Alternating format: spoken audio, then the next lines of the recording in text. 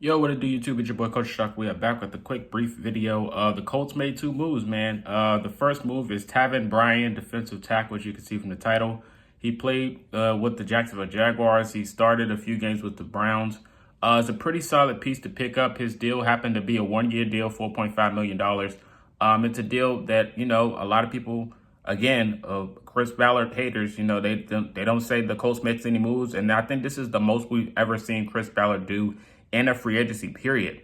Talking about sounding talent, but he went to go get a defensive tackle. He happens to be a three technique guy, a pretty solid piece to add with the Grover Stewart and DeForest Buckner already on the roster. I think he's a pretty good depth piece, a rotational piece moving forward going into next season. Like I said, it is a one-year deal, so hopefully he can ball out next year and probably get more guaranteed when it comes up to another contract talks. But like I said, it's a pretty decent solid piece going into next season for the defensive tackle position. Like I said, he's familiar with the AFC South. He played with the Cleveland Browns. I think that's when he really started flourishing in Cleveland. So hopefully he can bring some of that fierce approach going into next year with the Colts. So best of luck, and looking forward to seeing how he's going to ball out. Another move we made is bringing back Ashton Dulin. Ashton Dulin is back for 2 years and $9.2 million. So it's good to see Dulin still on the roster. A very solid depth piece, really good on the special teams. He's a gunner. He's a for sure baller. Pretty good on blocking when it comes to run plays as well. It's just a guy that he's just a good rotational piece and a good guy to have on the roster.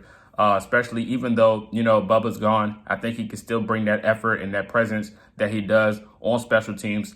And maybe even when he's actually playing wide receiver, I do think he's a pretty solid piece to have on your roster.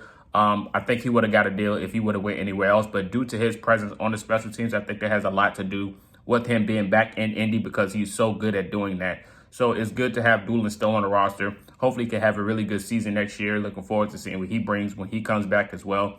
Two good solid pickups for day 3 of the free agency for the Indianapolis Colts. Looking forward to seeing who else they're going to go attack or what else they're going to do. But they've been really aggressive so far this year. Of course, they didn't sign a really big name yet, but it's on the bright side for the Colts so far, so good. So looking forward to seeing what they're going to do next.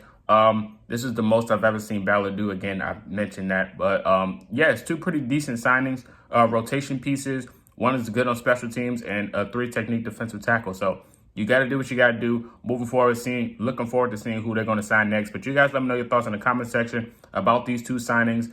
Did they deserve more contracts, or who else would you want to see the Colts go out there and go get? Let me know these things. Until next time, this is Marcus, and you've been Coach Shock.